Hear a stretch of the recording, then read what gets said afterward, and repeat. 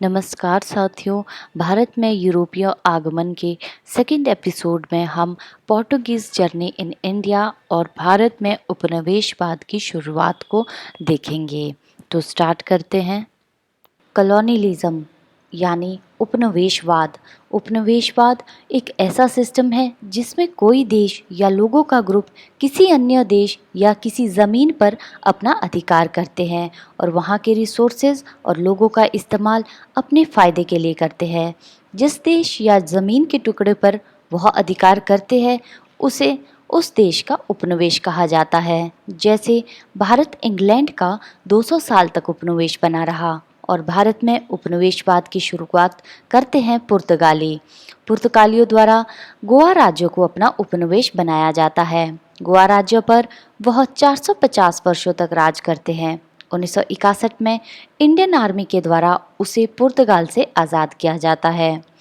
उपनिवेशवाद की प्रथा लगभग 15वीं शताब्दी से 20वीं शताब्दी तक की प्रचलित थी। 20वीं शताब्दी के आसपास मैक्सिमम जो देश थे उन्होंने आज़ादी पा ली थी, लेकिन आज भी कुछ ऐसी टेरिटरी है जो अभी भी उपनिवेश बनी है। जैसे यूरोप की जिब्राल्टर जगह, जिब्राल्टर आज भी स्पेन राज्य में यूनाइटेड किंगडम की टेरिटरी बनी हुई है। अब बात करते हैं भारत में पुर्तगालियों की जर्नी की। तो भारत में पुर्तगालियों की जर्नी की शुरुआत होती है 1498 में, जब पहला पुर्तगाली वास्को द गामा भारत के कलिकट शहर में मालाबार कोस्ट पे पहुंचता है और मालाबार कोस्ट पे कलिकट, कन्नूर और कोचिन पे व्यापार करके वापस चला जाता है। इसके पश्चात पुर्तगाली वापस आते हैं और 1500 में कलिकट में अपनी पहली फैक्ट्री इस्टेब्लिश कर लेते हैं। पुर्तगाली यहाँ व्यापार की इच्छा से आए थे और वह कलिकट में अपनी पहली फैक्ट्री बनाने में सफल हो जाते हैं। उस समय कलिकट का राजा जोमोरिन था। जोमोरिन के साथ पहले तो रिश्ते अच्छे थे, लेकिन बाद में व्यापार क्षेत्रों में कुछ मतभेद होने शुरू हो गए और कलिकट और कोचीन के बीच शत्रुता का फायदा उठा के पुर्तगालियों ने कोचीन की तरफ रुख किया और फिर 1503 में कोचीन में अपना पहला दुर्ग पुर्तगालियों ने स्थापित किया। उस समय कोचीन एक स्ट्रॉन्ग किंगडम नहीं था और कोचीन के राजा ने पुर्तगालियों को किला बनाने की परमिशन के बदले आसपास के राज्यों से उसकी रक्षा करने के लिए समझौता कर लिया। वैसे तो पुर्तगाली 1502 में अपना एक ट्रेडिंग पोस्ट क्वलीन में इस्टेब्लिश करते हैं, जहां से वह भारत में किए गए व्यापार के सामान को दक्षिण अफ्रीका के तटों पर बने फितोरिया तक ले जाया करते थे। उसके पश्चात वह सामान उन फितोरिया से पुर्तगाली राजधानी लिस्बन तक पहुंचाया करते थे। उस समय फितोरिया शब्द कुछ बड़े पुर्तगाली ट्रेडिंग पोस्ट को कहा जाता था, जहां से पुर्तगाली अपने व्यापार के साथ साथ पुर्तगाली नौसैनिक बेड़ों को भी मदद पहुंचाया करते थे। अब क्वलीन राज्यों में ट्रेडिंग पोस्ट से व्यापार करने में लोकल शासक की वजह से कई परेशानियां होने लगी, इसलिए पुर्तगालियों ने 1504 में क्वलीन पर आक्रमण करके उसे अपने कंट्रोल में ले लिया। क्वलीन, कोचीन, कन्नानूर और कलिकट की लोकेशन को इसी सीरीज के फर्स्ट एपिसोड में दिखाया गया है। आप इसे समझने के लिए उसे ज़रूर देखें। और अब 1505 में पुर्तगाली कन्नानूर में अपना दूसरा किला बनाते हैं और इसी वर्ष फ्रांसिस्को दे अल्मीडा को पुर्तगाल के राजा किंग मैनुअल प्रथम के द्वारा भारत में पहला पुर्तगाली गवर्नर बनाया जाता है। पुर्तगाली अब लगातार आगे बढ़ते जाते हैं और 1509 का समय आता है। पुर्तगाली गुजरात के दीव में अपना ट्रेडिंग पोस्ट बना लेते हैं। इसके विरोध में गुजरात के राजा, मिस्र के राजा मुमुलुक और ओटोमन तुर्क पुर्तगालियों से युद्ध करते हैं, जिसमें पुर्तगाली गवर्नर फ्रांसिस्को द अल्मीडा का बेटा भी मारा जाता है। फ्रांसिस्को द अल्मीडा इस लड़ाई में तीनों को हराते हुए हिंद महासागर में व्यापार का सारा कंट्रोल अपने हाथों में ले लेते हैं और पुर्तगाली अब एस्तादो द इंडिया के नाम से कहलाए जाने लगे। इसी वर्ष अल्फांसो द अल्बुर्के भारत में पुर्तगाली वायसराय अपॉइंट होते हैं। अल्बुर्क अपने धर्म और साम्राज्य के विस्तार के लिए कार्य करते हैं और गोवा पर आक्रमण कर लेते हैं। 1510 में गोवा पर अधिकार करते हुए अल्बुर्क भारत में उपनिवेशवाद की शुरुआत करते हैं और गोवा राज्य को अपना उपनिवेश बना लेते हैं। अब 1511 में पोर्टुगीज दक्षिण अफ्रीका और भारत के साथ साथ आसपास के क्षेत्रों पर भी अधिकार कर लेते हैं। इसमें रेड सी, सोकोत्रा, कोलंबो, मलक्का और सुमात्रा थे।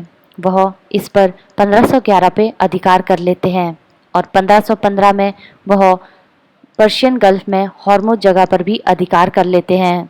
पुर्तगाली 1518 तक चीन के सांचो द्वीप पर अपनी बस्तियां बनाने लगते हैं और अब 1529 में नूनो द कुन्हा भारत में 5वें पुर्तगाली वायसराय बनाए जाते हैं। नूनो द कुन्हा पुर्तगाल के हेडक्वार्टर को कोचीन से गोवा ले जाते हैं और 1530 में गोवा को भारत में पुर्तगाल की राजधानी बनाते हैं। 1531 में चाउल और 1534 में सालसेट और बेसिन द्वीप और बॉम्बे को अपने अधिकार में कर लेते हैं।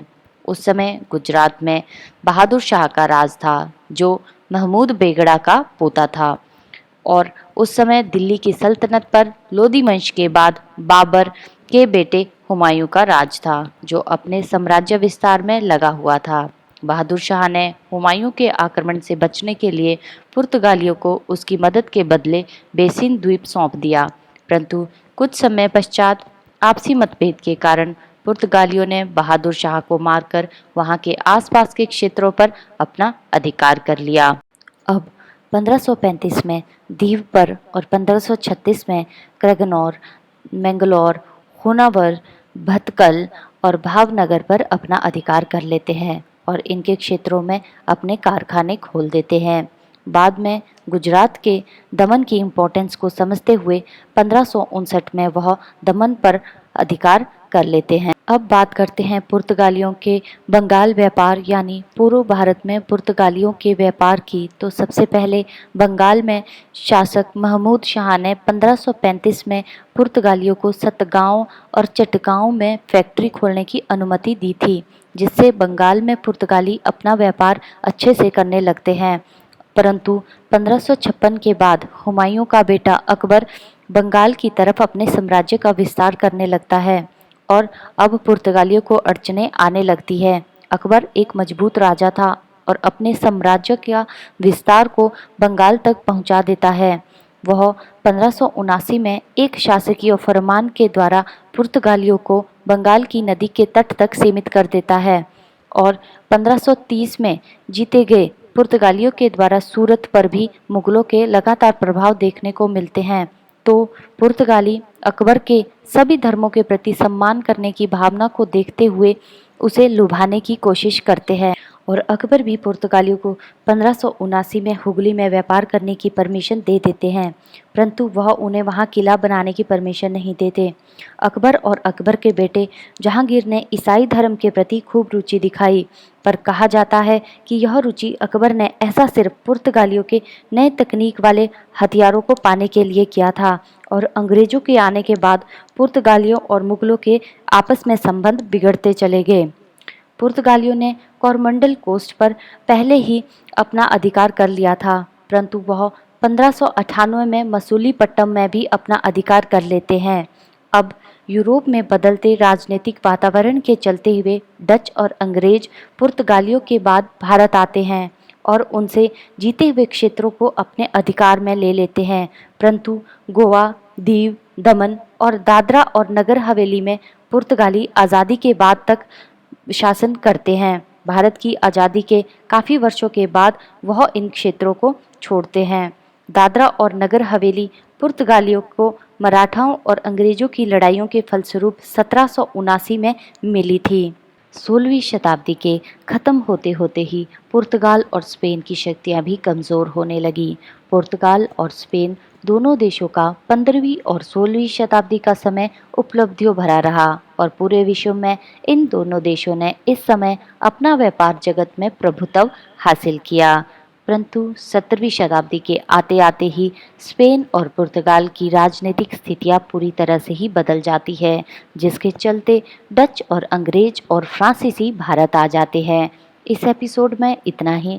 नेक्स्ट एपिसोड में हम बात करेंगे पुर्तगाली शक्ति के भारत में पतन की और देखेंगे कि कैसे डच और अंग्रेजों ने पुर्तगाल को खदेड़कर अपना विस्तार किया। वह कौन से कारण थे जिसकी वजह से डच और अंग्रेज भारत आने पर प्रेरित हुए। और अब एक झलक भारत में पुर्तगाली शक्ति के विस्तार की। अब यहीं पर अलविदा लेते हैं, मिलते हैं नेक्स्ट एपिसोड में।